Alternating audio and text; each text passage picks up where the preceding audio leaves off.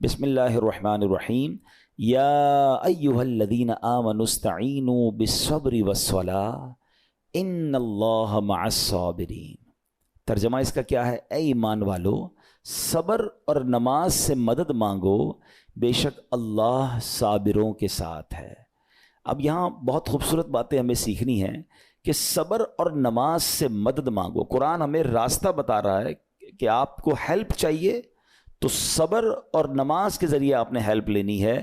اب اس کا مطلب یہ ہوا کہ عبادات کی ادائیگی، گناہوں سے رکنے اور نفسانی خواہشات پورا نہ کرنے پر صبر کیا جائے، اور نماز چونکہ تمام عبادات کی اصل ہے، اہل ایمان کی معراج ہے، اللہ اور بندے کے درمیان ایک بیوٹیفل کانٹیکٹ ہے، تو اس لیے اس سے بھی مدد طلب کرنے کا حکم دیا گیا ہے۔ یہ بھی یاد رہے کہ بدن پر باطنی اعمال میں سب سے سخت صبر ہے اور ظاہری اعمال میں سب سے مشکل نماز ہے۔ یہ بڑی اہم بات ہے۔ کچھ اعمال وہ ہیں جن کا تعلق دل سے ہوتا ہے، انسائٹ ہوتا ہے۔ انسائٹ اعمال میں سب سے مشکل کام کیا ہے؟ صبر کرنا۔ اور ظاہری عبادتوں میں، جسمانی عبادتوں میں سب سے مشکل کام کیا ہے؟ نماز پڑھنا۔ تو یہ دو اہم کام دیے گئے کہ صبر اور نماز سے مدد چاہو۔ اچھا، اب ہم دیکھتے ہیں کہ صبر اور نماز سے مدد ملتی کیسے ہے، اور سرکار دو عالم صلی اللہ تعالیٰ علیہ وسلم کا اس میں کیا معمول تھا، اب ذرا سنیے گا۔ اب نبی پاک علیہ الصلوۃ والسلام کا یہی معمول تھا۔ حضرت حذیفہ رضی اللہ تعالیٰ عنہ فرماتے ہیں، نبی کریم علیہ الصلوۃ والسلام کو جب کوئی سخت مہم پیش آتی تو آپ علیہ الصلوۃ والسلام نماز میں مشغول ہو جاتے۔ جب میں خود اس آیت کی کچھ دنوں پہلے تیاری کر رہا تھا تو بڑا ایک نیا، کہتے ہیں نا، نیا باب آنکھوں کے سامنے کھلا کہ یقیناً جب ہم پرابلم میں آتے ہیں ہم دعا بھی کرتے ہیں، ہم لوگوں سے بھی کہتے ہیں، مگر کیا ڈائریکٹلی ہم نماز کی طرف جاتے ہیں؟ حالانکہ قرآن نے ہمیں پرابلمز کا سولوشن کیا دیا ہے کہ صبر اور نماز سے مدد چاہو۔ اب آگے چلیں، حضرت عمر فاروق کا بھی یہی عمل تھا کہ کوئی مشکل درپیش آتی تو آپ رضی اللہ تعالیٰ کو، اگر کبھی اسلامی فوجوں کے آنے میں تاخیر پتہ چلتی، یعنی آپ چونکہ جنگوں کے لیے فوجوں کو روانہ کرتے تھے، بہت شاندار اسٹریٹجک پلانر تھے، تو اب فوج گئی اور ایکسپیکٹیشن یہ تھی کہ فلاں ٹائم کو واپس آ جائے گی۔ اس زمانے میں ٹیلی فون تو تھا نہیں، انٹرنیٹ تو تھا نہیں کہ لوکیشن شیئر ہو جائے گی یا کال آ جائے گی کہ سر ہم یہاں رکے ہوئے ہیں۔ اب ٹائم ہو جاتا اور فوج واپس نہ آتی نا، تو آپ اب اس کو کیا کرتے کہ اب پتہ تو نہیں کیا ہوا ان کے ساتھ، خیریت سے آ جائیں، تو آپ نماز میں مشغول ہو جاتے، نماز کے لیے کھڑے ہو جاتے۔ اب کیا ہمارے ساتھ کبھی ایسا ہوتا ہے کہ ہمارا بچہ کہیں گیا ہے، اس کی خبر نہیں آ رہی، یا کوئی چیز ہماری آنی ہے ابھی تک پہنچی نہیں ہے، یا کوئی اچھی نیوز نہیں آ رہی ہے، تو ہم کیا اس کے لیے نماز کی طرف جاتے ہیں؟ یہ نبی پاک کا ہمیشہ معمول رہا۔ حضرت عبداللہ بن محمد حنفیہ رحمۃ اللہ تعالی علیہ فرماتے ہیں کہ میں اور میرے والد ایک انصاری رشتہ دار کے پاس عیادت کرنے گئے۔ جب نماز کا وقت ہوا تو انہوں نے اپنے اہل خانہ میں سے کسی کو پکارا کہ اے لڑکی، وضو کا پانی لے آؤ اور ہمارے لیے نماز میں راحت پہنچاؤ، نماز پڑھ کر میں راحت پاؤں، جلدی سے وضو کا پانی لے آؤ۔ تو کہتے ہیں ہم نے ان انصاری شخصیت کے الفاظ پر بڑا تعجب کیا کہ نماز سے راحت کیسے ملتی ہے؟ تو انہوں نے کہا میں نے نبی پاک علیہ الصلوۃ والسلام کو فرماتے سنا ہے، اے بلال کھڑے ہو اور ہمیں نماز کے ذریعے راحت پہنچاؤ۔ اٹ مینز نماز is relaxation for all of us. نماز is the way to solve your problem. آپ کو جب کوئی پرابلم آئے نا، آپ اللہ کی بارگاہ میں نماز کے لیے کھڑے ہو جائیں۔ مکروہ وقت نہیں ہے، آپ نوافل پڑھنا شروع کر دیں۔ آپ دیکھیں نماز ہیلپ کرے گی آپ کی، نماز سے آپ کے لیے راحتیں ہو جائیں گی آپ کی۔ حضرت عبد الرحمن بن عوف کتنے بڑے صحابی ہیں رضی اللہ تعالیٰ، یہ وہ صحابی ہیں کہ جو عشرۂ مبشرہ میں سے بھی ہیں، and he was billionaire on that time۔ سب سے امیر صحابہ میں جو نام آتے ہیں وہ حضرت عثمان غنی اور حضرت عبد الرحمن بن عوف رضی اللہ تعالیٰ کے نام آتے ہیں۔ آپ کا ایک بار بے ہوشی، غشی طاری ہوئی، ٹھیک ہے، انکانشیس ہو گئے آپ، تو آپ کی والدہ نے کیا کیا؟ آپ کی والدہ، لوگ سمجھے کہ آپ کی جان نکل گئی ہے، آپ کی والدہ مسجد کی طرف چل پڑیں تاکہ وہاں جا کے نماز پڑھیں اور اس سے مدد حاصل کریں۔ جب حضرت عبد الرحمن بن عوف کو ہوش آیا نا، تو لوگوں نے کہا کہ آپ کی طبیعت کیسی ہے؟ تو آپ نے کہا کیا مجھ پر غشی طاری ہو گئی تھی ہیں؟ تو کہا جی۔ تو کہتے ہیں بے شک میری بے ہوشی میں میرے پاس دو فرشتے آئے اور کہنے لگے تم چلتے نہیں کہ ہم تمہیں خدا کی بارگاہ میں لے جائیں اور تمہارے بارے میں فیصلے لیے جائیں؟ دوسرے فرشتے نے کہا انہیں لوٹا دو، یہ ان افراد میں سے ہے جن کے لیے ان کی ماؤں کے پیٹ میں ہی سعادت مندی لکھ دی گئی تھی، اور ان قریب اللہ تعالیٰ ان کے ذریعے ان کی اولاد کو جب تک چاہے گا نفع دے گا۔ اس کے بعد آپ رضی اللہ تعالیٰ ایک مہینہ مزید زندہ رہے، اس کے بعد انتقال ہوا۔ تو پتہ چلا کہ آپ کی والدہ نے نماز پڑھی، اللہ سے مدد مانگی اور آپ کو اللہ نے ایک نئی زندگی عطا فرمائی. تو آپ اپنی زندگی میں اس پریکٹس کو آج اس آیت سے دیکھیں. ہم نے کرنا کیا ہے؟ ہم جب بیان میں آئیں تو صرف بیان نہیں سننا ہے. ہم نے اللہ نے مجھے کہا کیا ہے. ہم اس ٹاپک کو لے کے اسی لیے چل رہے ہیں نا کہ میرے رب نے ڈائریکٹلی مجھ سے کیا بات کی ہے. تو آج اس آیت میں یہ لیسن مل رہا ہے کہ جب کسی پرابلم میں ہیں، کلیمٹی میں ہیں، تو اللہ کی طرف جانا ہے اور نماز سے مدد چاہنی ہے. وَاسْتَعِينُوا بِالصَّبْرِ وَالصَّلَاةِ. اچھا اب آپ دیکھیں پیارے آقا کی نماز کی کیسی عادت تھی. بادل گرجتے تھے، آندھی چلتی تھی، کسی بری خبر کی اطلاع آ رہی ہوتی تھی، نبی پاک نماز کی طرف چلے جاتے. اچھا آپ مجھے بتائیں نماز استسقاء کیا ہے؟ بارش نہیں ہو رہی ہے، پیارے آقا نماز پڑھا رہے ہیں. سورج گہن ہو رہا ہے، نبی پاک نماز پڑھا رہے ہیں. چاند گہن ہو رہا ہے، پیارے آقا نماز کی طرف. یعنی کس قدر اللہ کی طرف رجوع ہے. And whenever anything bad happen یا گوئنگ ٹو بیڈ ہیپن، ہونے والی لگ رہی ہے، کچھ بڑا ہونے والا ہے.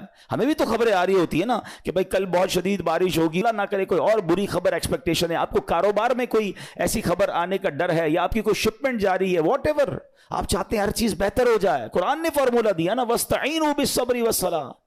اللہ نے ڈائریکٹلی مجھے اور آپ کو کہا ہے. تو from now on words make your practice کہ میں نے انشاءاللہ نماز سے مدد لینی ہے. اور آپ اپنی آنکھوں سے دیکھیں گے اور آپ اللہ سے عرض بھی کریں کہ اللہ تو نہیں قرآن میں کہا ہے مدد لے، میں نے کھڑا ہو گیا نماز کے لیے. تو نماز سے آپ نے مدد لینی ہے. اچھا اب اس کے بعد آیت کا جو سیکنڈ پارٹ ہے کہ صبر سے بھی مدد لینی ہے. اور آگے کیا فرمایا؟ ان اللہ مع الصابرین. اللہ صابروں کے ساتھ ہے. سبحان اللہ. اس کا مطلب یہ ہوا کہ اللہ تعالیٰ اپنے علم و قدرت کے ساتھ ویسے تو ہر کسی کے ساتھ ہے، لیکن یہاں صبر کرنے والوں کا خاص ذکر اس لیے ہوا تاکہ انہیں معلوم ہو جائے کہ اللہ تعالیٰ ان کی مشکلات کو دور فرما دے گا. مگر کرنا کیا ہے؟ صبر کرنا ہے. اچھا اب صبر کے بارے میں دو باتیں بڑی اہم ہیں کہ صبر نارملی ہم جب بھی صبر کے بارے میں سنتے ہیں تو صبر ہم کہتے ہیں یار تکلیف آئی ہے صبر کرو. یقیناً یہ بھی صبر ہے، مگر صبر کی ایک اور قسم بھی ہے جو اس سے بھی سپیریئر ہے، جو اس سے بھی افضل ہے. اور وہ کیا ہے؟ گناہ کے لیے دل چاہے، حرام کے لیے دل چاہے، نفسانی خواہشات برا کام کروانا چاہ رہی ہیں اور بندہ اس پر صبر کرے. یہ صبر جو ہے نا یہ شریعت کو اور محمود ہے اور بڑا افضل ہے کہ انسان کو جی چاہے کہ فلاں گناہ کرنا ہے مگر وہ اس پر صبر کرے. اور دوسرا صبر وہی ہے جو ہم جانتے ہیں کہ کوئی مصیبت آ جائے، کوئی آفت آ جائے، کوئی ہمارا اللہ نہ کرے کسی سے لڑائی ہو جائے، ہمیں کوئی برا بلا کہے، ہم اسے معاف کر دیں، صبر کریں. یا جسمانی تکلیف ہے، کاروبار میں پرابلم ہے، ہم اللہ کی رضا پر راضی رہیں. تو یہ دو قسم کے صبر ہیں. اور جب کوئی بندہ صبر کرتا ہے نا تو قرآن و حدیث اور بزرگان دین کے اقوال سے میں اب اس کو اس کے 10 فائدے بتانا چاہتا ہوں. میں کہتا جاؤں گا، آپ اللہ کے ذکر کی نیت سے سبحان اللہ بھی کہتے رہیں، جنت میں درخت بھی لگاتے رہیں. ٹھیک ہے؟ اللہ تعالیٰ صبر کرنے والوں کے ساتھ ہے. صبر کرنے والے کو اس کے عمل سے اچھا اجر ملے گا. صبر کرنے والے کو بے حساب اجر ملے گا. صبر کرنے والوں کی جزا دیکھ کر قیامت کے لوگ حسرت کریں گے. صبر کرنے والے رب کریم کی طرف سے درود و ہدایت اور رحمت پاتے ہیں. صبر کرنے والے اللہ کو محبوب ہیں. صبر آدھا ایمان ہے. صبر جنت کے خزانوں میں سے ایک خزانہ ہے. صبر کرنے والے کی خطائیں مٹا دی جاتی ہیں اور صبر ہر بھلائی کی کنجی ہے. اب آتے ہیں ان دونوں صبر کو تھوڑا سا ڈیفائن کرتے ہیں. ایک نفسانی خواہشات، گناہ کا جی چاہتا ہے، کیونکہ نفس ہے نا وہ تو ہر وقت موج مستی چاہتا ہے، وہ تو ہر وقت چاہتا ہے جناب بس یہ بھی کام کر لوں وہ بھی کر لوں.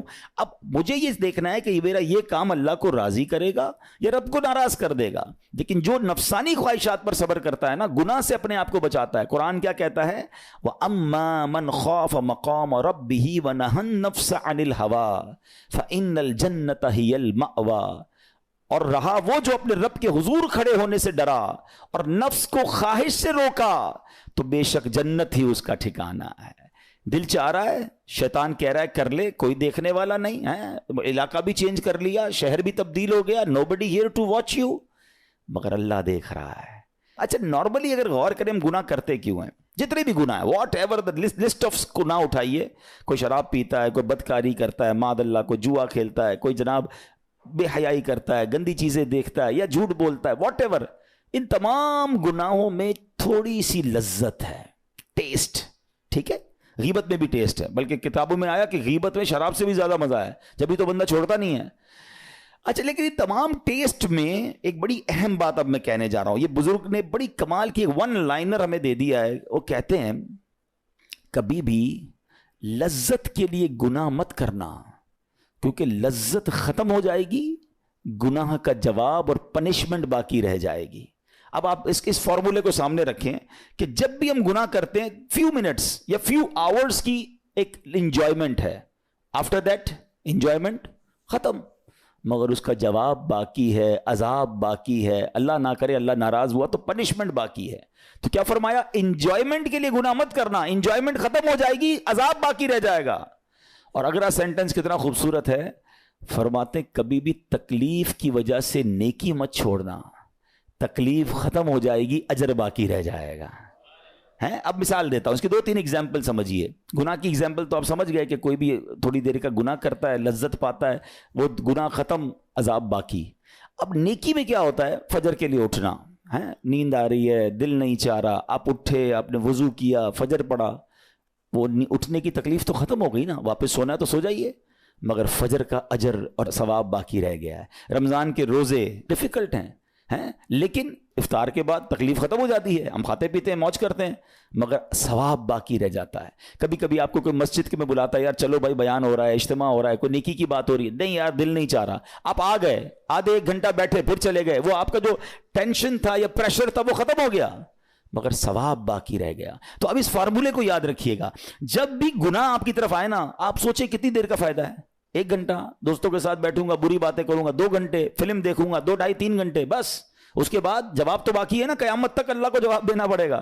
نہیں یار مجھے انجوائمنٹ کے لیے گناہ نہیں کرنا ہے. اور جب کوئی نیکی کا کام آئے اور آپ کو لگے یار دل نہیں چاہ رہا, مزہ نہیں آ رہا, بوریت ہوگی, چھوڑنا یار, تو بندہ سوچے کتنی دیر کی نیکی ہے, آدھے گھنٹے کی, 1 گھنٹے کی, بس 2 گھنٹے کی, اور ثواب باقی رہ جائے گا. Let's do it. اگر یہ بات سمجھ آ گئی نا آپ کو, تو انشاءاللہ دیکھیے گا گناہ سے بچنا اور نیکیاں کرنا آسان ہو جائے گا. تو اب کیا فرمایا قرآن نے کہ جس نے اپنے نفس کو روکا, کیا خوبصورت آیت ہے, وَأَمَّا مَنْ خَافَ مَقَامَ رَبِّهِ وَنَهَى النَّفْسَ عَنِ الْهَوَىٰ, اور رہا وہ جو اپنے رب کے حضور کھڑے ہونے سے ڈرا اور نفس کو خواہش سے روکا, تو بے شک جنت ہی اس کا ٹھکانہ ہے. اور ایک اور جگہ کمال سے فرمایا وَلِمَنْ خَافَ مَقَامَ رَبِّهِ جَنَّتَانِ, مبارک ہو ان کو جو اللہ سے ڈرتے ہیں نا, صبر کرتے ہیں, گناہ نہیں کرتے, رک جاتے ہیں. قرآن کہتا ہے جو اپنے رب کے حضور کھڑے ہونے سے ڈرے اس کے لیے 2 جنتیں ہیں, 1 نہیں 2 جنتیں ہیں. سورہ رحمان کی آیت ہے. تو پتا چلا کہ نفس کو روکنا یہ آسان بھی نہیں ہے. ہاں دل بہت چاہتا ہے, مگر یہ صبر جو ہے نا, ان اللہ مع الصابرین کا جو معراج ہے, جو ٹاپ آف دا لسٹ صبر ہے, وہ یہ صبر ہے. اچھا اب آتے ہیں ایک اور صبر کی صورت, کہ اب آپ کو کسی نے غصہ دلا دیا, برا بھلا کہا, یا آپ کے مزاج کے خلاف بات ہو گئی, اب آپ نے روکنا ہے اپنے آپ کو. اب غصے کا اظہار نہیں کرنا, لڑائی نہیں کرنی, گالی کا جواب گالی, اینٹ کا جواب پتھر, انگریزی کا مقولہ ہے نا ٹٹ فور ٹیٹ, جیسے کو تیسا نہیں, یہ ہماری شریعت ہمیں نہیں سکھاتی. اچھا آج کل کسی کو کہو نا یار آپ کیوں یار لڑائی کر رہے ہیں, بھائی میں جواب نہ دوں تو لوگ سمجھیں گے کمزور آدمی ہوں, مجھے اپنا روب بھی تو رکھنا ہے, میں بھی تو پتہ چلے کون ہوں, اپنا بتاؤں تو صحیح کون ہوں. سچی بات پتہ ہے کیا ہے, جو ٹٹ فور ٹیٹ کرتا ہے, گالی کا جواب گالی سے دیتا ہے نا, وہ واقعی بتا دیتا ہے وہ کون ہے, وہ اپنا تعارف کروا رہا ہوتا ہے کہ یہ بھی ایسا ہے, میں بھی ویسا ہی ہوں. او بھائی. اچھا پھر ایک اور عجیب جملہ بڑا مشہور ہے آج کل, جناب ہم شریف کے ساتھ شریف ہیں, ہم بدماش کے ساتھ بدماش ہیں. مجھے آج تک سمجھ نہیں آئی یہ کون سا بٹن لگا ہوا ہے آپ کے اندر کہ شریف کے ساتھ آپ شریف ہو جاتے ہیں, بدماش آتا تو آپ بھی بدماش ہو جاتے ہیں. جناب والا, شریف آدمی شریف کے ساتھ بھی شریف ہوتا ہے, بدماش کے ساتھ بھی شریف ہوتا ہے. جب بھی تو وہ غلط آدمی اچھا ہوگا نا. نبی پاک علیہ الصلوۃ والسلام نے گالیاں سن کر دعائیں دی ہیں, پتھر برسانے والوں کو بھی دعائیں دی ہیں, مگر ہم تو تیار ہی رہتے ہیں یار میں بتاؤں گا اس کو میں کون ہوں, ایک گالی دی ہے میں اب اس کے ساتھ پشتوں کو گالیاں دوں گا. تو پھر آپ بھی ویسے ہی ہو گئے نا جناب. حدیث پاک کیا ہے, ہو از مور اسٹرانگر, ہو از مور پاورفل. اللہ کے حبیب علیہ الصلوۃ والسلام فرماتے ہیں کہ بہادر وہ نہیں, یہ بخاری شریف کی حدیث ہے, بہادر وہ نہیں جو پہلوان اور دوسرے کو پچھاڑ دے, بلکہ بہادر وہ ہے جو غصے کے وقت اپنے آپ کو قابو میں رکھے. اصل بہادری یہ ہے. تو اگر آپ نے واقعی صبر سے مدد لینی ہے, ان اللہ مع الصابرین کا مجدہ لینا ہے, تو بدلے نہیں لینا ہے، معاف کرنا ہے۔ ذرا مل کر میرے ساتھ شب قدر کی دعا دہرائیے گا، اللہم انک عفو کریم تحب العفو فاعف عنی، اللہم انک عفو کریم تحب العفو فاعف عنی، اللہم انک عفو کریم تحب العفو فاعف عنی۔ What is the meaning? اس دعا کا معنی کیا ہے؟ اللہم انک عفو، اے اللہ تو معاف کرنے والا ہے، تحب العفو معافی کو پسند کرتا ہے، فاعف عنی اللہ مجھے بھی معاف کر دے۔ ہم کیا کہہ رہے ہیں اللہ سے؟ اللہ مجھے معاف کر دے، میرے سارے اگلے پچھلے گناہ معاف کر دے۔ مگر دیر از اے کوسچن، آپ نے معاف کر دیا سب کو؟ بندہ کہتا نہیں میں تو انتظار میں بیٹھا ہوں، میں تو موقع کی تلاش میں، بس موقع ملے پھر بتاؤں گا میں کون ہوں۔ ہاتھ میں آ نہیں رہا بندہ، ٹرائی کر رہا ہوں کسی جگہ آ جائے، بس کوئی اس کے پیسے ویسے آ جائیں، کوئی اس کا معاملہ میرے پاس آ جائے، بس پھر دیکھو کیا کرتا ہوں۔ بیٹھے اس انتظار میں بیٹھے بہت سارے لوگ، کمال ہے یار۔ یعنی دشمنیاں پالی ہوئی ہیں، رشتہ داریاں کاٹی ہوئی ہیں، دوستوں کے پاس جا نہیں رہے ہیں، میاں بیوی میں لڑائی ہے، ایک سوری کے لیے بیوی گھر بیٹھی ہے، وہ کہتی شوہر سوری کہہ دے تو میں آ جاؤں گی، شوہر کہتا ہے بیوی معافی مانگ لے تو میں لے آؤں گا۔ ارے بھائی کوئی بھی آگے بڑھ کے معافی کر لو بھائی، اللہ سے معافیاں مانگ رہے ہو، بندوں کو معاف کرنے کے لیے کوئی تیار نہیں ہے۔ مجھے خود بتائیں نا یہ کیسی دعا ہے کہ اے اللہ تو مجھے معاف کر دے، میں نے کسی کو معاف نہیں کرنا؟ یہ بنتی ہے دعا؟ اللہ سے پتہ ہے کیا کہیں؟ اے اللہ میں نے بندہ ہو کر تیرے سارے بندوں کو معاف کر دیا ہے، تو سب سے بڑا معاف کرنے والا ہے نا، اللہ تو بھی مجھے معاف کر دے۔ Look at the way to talk, یہ مزہ ہے نا بات کرنے کا، پھر دعا کرنے کا لطف بھی آئے گا آپ کو۔ تو دشمنیاں نہ رکھیں، غصے پر قابو پائیں، معاف کریں۔ ایک حدیث سن لیجئے، لرزا دیتی ہے، ڈرا دیتی ہے۔ اللہ کے نبی علیہ الصلوۃ والسلام فرماتے ہیں جو رحم نہیں کرتا اس پر رحم نہیں کیا جاتا، حدیث کا خلاصہ ہے، اور جو معاف نہیں کرتا اسے معاف نہیں کیا جاتا۔ اب بتائیے ہم معاف کرتے ہیں؟ ہم رحم کرتے ہیں؟ ہم کہتے ہیں اللہ ہم پر رحم کرے، ہم کسی پر رحم نہ کریں۔ نہیں ہوگا رحم، پہلے اپنے اندر تو لائیے یہ باتیں۔ اب ایک آیت سنیے گا، اس کے تحت ایک واقعہ، اور پھر میں بیان کو کنکلوڈ کرتا ہوں۔ اللہ کریم ارشاد فرماتا ہے الذین ينفقون فی السراء والضراء والکاظمین الغیظ والعافین عن الناس واللہ یحب المحسنین۔ قرآن میں رب فرماتا ہے جو خوشحالی اور تنگ دستی میں اللہ کی راہ میں خرچ کرتے ہیں۔ یہ بڑی خوبصورت بات ہے، یہ غریب اسلامی بھائیوں کے لیے بھی مدنی پھول ہے۔ امیر تو خرچ کرتا ہے، نارملی غریب خرچ نہیں کرتا اللہ کی راہ میں۔ ہمارے قبلہ مفتی قاسم صاحب نے تفسیر قرآن صراط الجنان میں ایک بڑی پیاری بات لکھی۔ آپ کہتے ہیں پوری دنیا کے امیروں کا سروے کر لینا، ان کی جو پیسے بڑھنے کی ایک وجہ یہ بھی ہوتی ہے کہ وہ کہیں نہ کہیں چیریٹی کر رہے ہوتے ہیں، مدد کر رہے ہوتے ہیں، وہ مدد اور وہ نیکی ان کے پیسے بڑھا رہی ہوتی ہے۔ اور پوری دنیا کے غریبوں کا سروے کریں تو ان میں سے بڑی تعداد وہ جو خرچ ہی نہیں کرتی اللہ کی راہ میں۔ کہتے ہیں ہم کیا خرچ کریں، ہم تو غریب ہیں، ہم پر لوگ خرچ کریں۔ میں آپ کو فارمولہ دے رہا ہوں اور یہ قرآن سے دے رہا ہوں، جو تنگی میں بھی اللہ کی راہ میں خرچ کرتے ہیں، جو خوشحالی میں بھی خرچ کرتے ہیں۔ آپ تنگی میں آپ روپیہ خرچ کریں، یہ نہیں کہتے آپ 10,000 روپے خرچ کریں، جتنی آپ کی حیثیت۔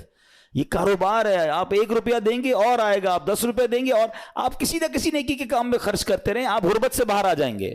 If you want to take out yourself from that problem، آپ آئیں اللہ کی راہ میں خرچ کرنا شروع کریں۔ قرآن کہہ رہا ہے کہ جو تنگی اور خوشحالی میں اللہ کی راہ میں خرچ کرتے ہیں۔ اور اگلا پارٹ کتنا خوبصورت ہے، فرمایا والکاظمین الغیظ والعافین عن الناس، فرمایا اور غصہ پینے والے اور لوگوں سے درگزر کرنے والے۔ انعام کیا ہے؟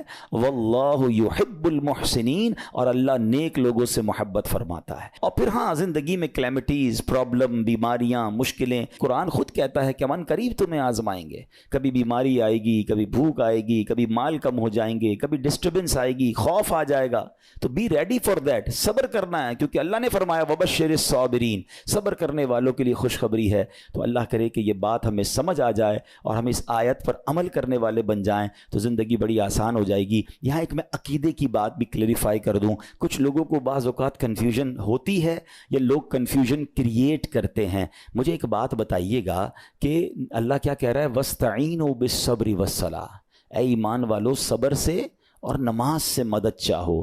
کیا صبر اور نماز خدا ہیں؟ بتائیے، نہیں ہے نا، اللہ تو نہیں ہے، ہم صبر اور نماز کی عبادت تو نہیں کرتے۔ تو جب قرآن کہہ رہا ہے کہ صبر اور نماز سے مدد مانگو، تو غیر اللہ سے مدد مانگنے کا درس تو ہمیں قرآن دے رہا ہے۔ تو اس کا مطلب یہ ہوا کہ اللہ کے سوا کسی چیز سے یا کسی شخصیت سے مدد لینے کا مقصد یہ نہیں ہوتا کہ ہم اس کی عبادت کر رہے ہیں۔ اگر آج کے دور میں کوئی اللہ کے نبی سے کہتا ہے کہ یا رسول اللہ انظر حالنا، یا بھر دو جولی میری یا رسول اللہ، تو یہاں کوئی شرک کی بات نہیں ہے، کیونکہ یہاں یہ نیت نہیں ہے کہ ہم ان کو خدا مان رہے ہیں، یا یہ بھی نیت نہیں ہے۔ ایک عقیدہ کلیئر کر دیتا ہوں، پوری دنیا میں عاشقان رسول کا یہی عقیدہ ہے کہ کوئی نبی، کوئی صحابی، کوئی ولی اپنی طرف سے کسی کو کچھ نہیں دے سکتا، وہ سب رب کے محتاج ہیں۔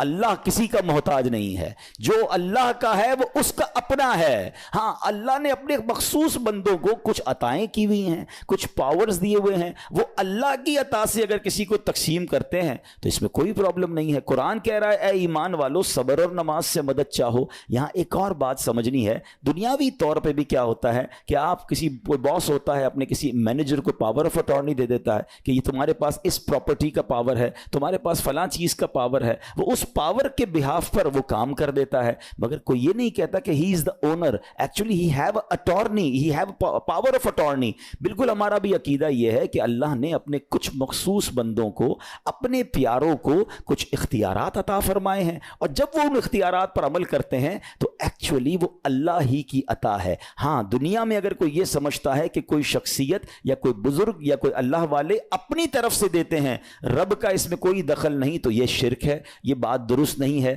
ہمارا سب کا عقیدہ یہ ہے کہ جو کچھ دنیا میں اگر کسی ولی، نبی، صحابی کے پاس ہے وہ رب کا دیا ہوا ہے، رب کی عطا ہے، رب ان کو دیتا ہے، رب کو کوئی نہیں دیتا، رب کے پاس جو کچھ ہے وہ اس کا اپنا ہے۔ تو یہ کانسیپٹ بھی کلیئر ہوتا ہے قرآن پاک کی اس آیت سے۔ اللہ کریم سے دعا کرتے ہیں رب کریم ہم سب کی حاضری کو اپنی بارگاہ میں قبول فرمائے۔